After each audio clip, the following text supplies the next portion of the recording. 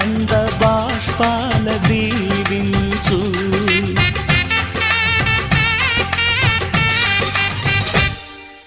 తాజాగా మా ఇంట్లో పెళ్లి బాజాలే మోగేను, కొత్త యువరాణి రానుంది ఈ అంతఃపురం ఏలగా, అంతా సంతోషంలో తేలగా ఈ అంతఃపురం